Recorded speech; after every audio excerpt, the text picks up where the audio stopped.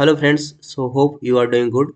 सो आज मैं बताने जा रहा हूँ कि एनेक्स्चर के होता क्या है और एनेक्स्चर के की रिक्वायरमेंट हम लोगों को क्यों पड़ती है। तो ये जो एनेक्स्चर के आपको दिख रहा है यहाँ पे, इसकी रिक्वायरमेंट तब पड़ती है जब आप अपना पीएफ एक कंपनी से दूसरे कंपनी में ट्रांसफ़र करते हो। तो दूसरे कंपनी में आपके जो पीएफ अमाउंट है वो रिफ्लेक्ट नहीं होते हैं, तो इसके लिए एनेक्स्चर के की ज़रूरत पड़ती है। तो एनेक्चर के बारे में जानने से पहले हम जानते हैं कि एग्जेम्प्टेड ऑर्गेनाइजेशंस और अनएग्जेम्प्टेड ऑर्गेनाइजेशंस क्या होता है। एग्जेम्प्टेड ऑर्गेनाइजेशंस वो ऑर्गेनाइजेशंस होती है जिसका पीएफ उस ऑर्गेनाइजेशंस के ट्रस्ट के द्वारा खुद मैनेज किया जाता है या उसके द्वारा खुद मैनेज किया जाता है। तो आपके जो भी पीएफ से रिलेटेड इंफॉर्मेशंस हो, चाहे आपको बैलेंस जानना हो या कुछ आपका चेंजेज करना हो, वो सभी चेंजेस के लिए आपको एग्जेम्प्टेड ऑर्गेनाइजेशंस में आपको ट्रस्ट से कांटेक्ट करना पड़ेगा। इसी तरह से अनएग्जेम्प्टेड ऑर्गेनाइजेशंस वो ऑर्गेनाइजेशंस होती है जिसका पीएफ ईपीएफओ ऑफिस मैनेज करती है। सो इससे जो भी रिलेटेड आपको जैसे पीएफ का पासबुक जानना है या फिर आपको डेट ऑफ एग्जिट या फिर जो भी चेंजेस करना है, आप यहाँ से कुछ चेंजेस आप यहाँ से जाकर के ईपीएफओ के वेबसाइट पे जाओगे, वहाँ पे आपको पासबुक वगैरह सभी कुछ इंफॉर्मेशन यहाँ से दिख जाएंगे। तो अनएग्जेम्प्टेड ऑर्गेनाइजेशंस होते हैं। अभी नेक्स्ट है कि जब आप सपोज आपने एक कंपनी ज्वाइन किया हुआ था, कंपनी ए, और कंपनी ए से आप कंपनी बी में ज्वाइन करते हो, तो आप अपना पीएफ का अमाउंट कंपनी ए से कंपनी बी में ट्रांसफर करते हो। तो जब आप अपना पीएफ ऑनलाइन के थ्रू जब ट्रांसफर करते हो कंपनी ए से कंपनी बी में, तो आपका ट्रांसफर हो जाता है। और जब आप कंपनी ए के पासबुक बैलेंस में जाकर के देखते हो पासबुक में, तो वहाँ पे आपका बैलेंस जीरो दिखाता है। इसका मतलब ये हुआ कि आपका इधर कंपनी ए से अमाउंट आपका डेबिट हो चुका है, यहाँ से आपका अमाउंट ट्रांसफर हो चुका है। बट जब आप कंपनी बी के पासबुक में जाओगे, तो यहाँ पे वो अमाउंट आपको रिसीव नहीं दिखता है। ये वो अमाउंट आपको एज ए रिसिप्ट में नहीं दिखता है। तो आप परेशान हो जाते हो कि ये अमाउंट क्यों नहीं आया। तो जब आप कंपनी बी के एचआर से जा कर के जब आप पूछोगे कि why my amount is not received, तो एचआर आपको बोलेंगे कि आप एनेक्चर के फॉर्म लेकर के आओ अपने प्रीवियस कंपनी से और मुझे वो प्रोवाइड करो। तो जब आप एनेक्चर के आप अपने कंपनी ए से, कंपनी ए अगर ट्रस्ट मैनेज करते हो तो ट्रस्ट वालों को बोलो रजिस्टर के फॉर्म देने के लिए। अगर आपका ईपीएफओ ऑफिस मैनेज करते हो तो आप पीएफ ग्रीवेंस रेज करके आप एनेक्चर के फॉर्म को ले सकते हो। जब आप एनेक्चर के फॉर्म को लेकर कंपनी बी को प्रोवाइड करोगे, तो कंपनी बी क्या अपने डेटाबेस में इस इंफॉर्मेशन को अपडेट कर देगा। फिर आपका जो भी अमाउंट रिसीव होगा, जो भी अमाउंट इधर से ट्रांसफर होगा, वो अमाउंट यहाँ पे आपको दिखना शुरू हो जाएगा।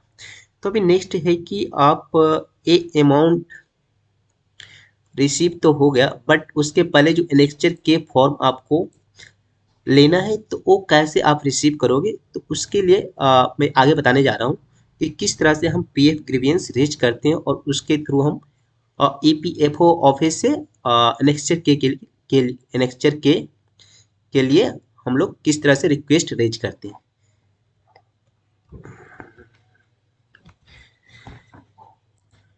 तो पीएफ ग्रीवेंस रेज करने के लिए हम गूगल पे जाकर के पीएफ ग्रीवेंस सर्च करेंगे। इसके बाद आपको जो पहला दिख रहा है epfigms.gov.in, इस पे आपको क्लिक क्लिक करना होता है। जब आप इस पे क्लिक करोगे तो यहाँ पे ऊपर में आपको एक इंफॉर्मेशन दिख रहा होगा रजिस्टर्ड ग्रीवियंस। तो ये रजिस्टर्ड ग्रीवियंस पे आपको क्लिक करना है।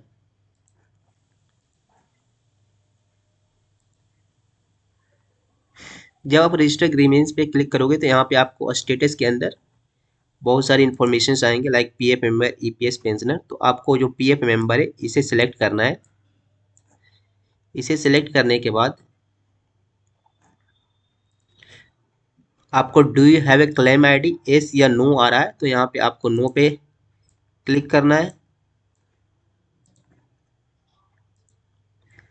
जब आप नो पे क्लिक करोगे तो फिर आपको आएगा यूनिवर्सल अकाउंट नंबर। यहाँ पे जो भी आपका यूनिवर्सल अकाउंट नंबर है वो आपको डालना है।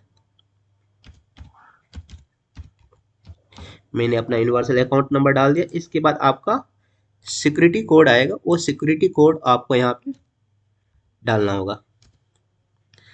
सिक्योरिटी कोड डालने के बाद आपको गेट डिटेल्स पे क्लिक करना होगा। गेट डिटेल्स पे जब आप क्लिक करोगे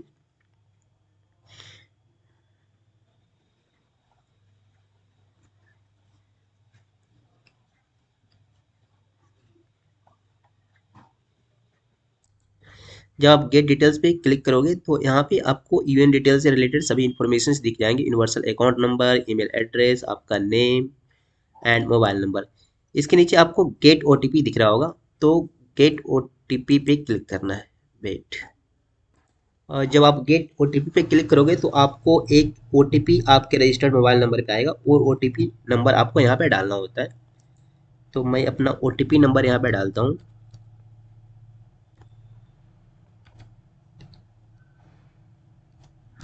ओटीपी नंबर डालने के बाद आपको सबमिट बटन पे क्लिक कर देना है। आपका ओटीपी वेरीफाइड हो चुका है सक्सेसफुली।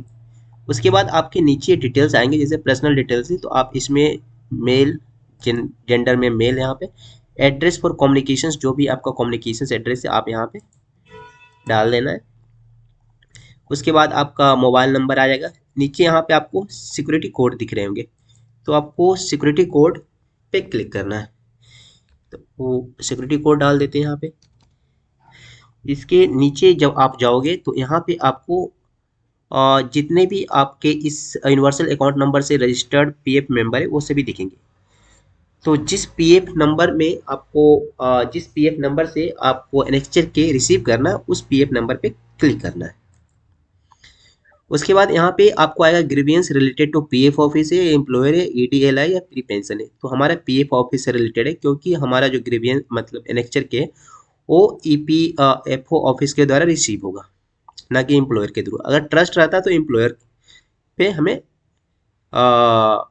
एम्प्लॉयर को सिलेक्ट करना होता है। तो यहाँ पे हम पीएफ ऑफिस को सिलेक्ट कर लेते हैं। ग्रीवियंस कैटेगरी क्या, आपका ग्रीवियंस कैटेगरी में हम लेते हैं नॉन ट्रांसफर ऑफ पीएफ एक्यूमुलेशंस, कि आपका पीएफ एक्यूमुलेट नहीं हुआ प्रॉपर वे में। आपका ग्रीवियंस डिस्क्रिप्शन से, तो आपका जो भी ग्रीवियंस डिस्क्रिप्शन से आप यहाँ पे लिख देना है।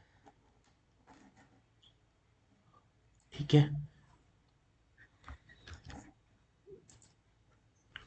यहाँ पे मैंने अपना जो भी डिस्क्रिप्शन कि I have transferred my PF amount from previous PF member this to current PF member this, but current PF amount current PF member amount is not reflecting, so request you to please provide the annexure key so that I can submit annexure key to my current organizations।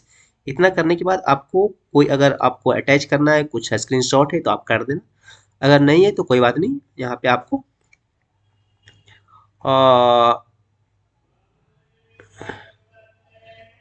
नहीं है तो कोई बात नहीं, आपको यहाँ पे next क्या करना है, ऐड कर देना है। जब आप ऐड करोगे तो नीचे आपका सबमिट बटन आएगा, यहाँ पे सबमिट बटन पे आपको क्लिक कर देना है।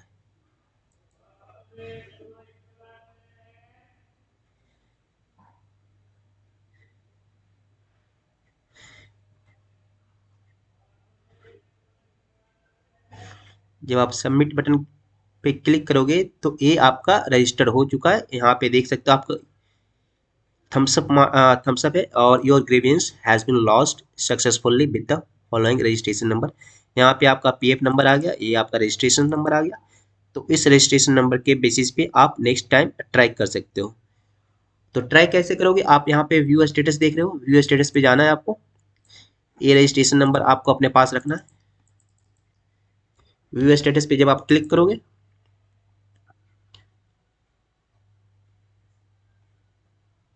तो यहाँ पे आपको वो रजिस्ट्रेशन नंबर मांगेगा। तो आपको वो रजिस्ट्रेशन नंबर का इन्फॉर्मेशंस वहाँ पे डालना है, और आप यहाँ पे रजिस्ट्रेशन नंबर है तो वो रजिस्ट्रेशन नंबर आपको यहाँ पे पुटअप करना है।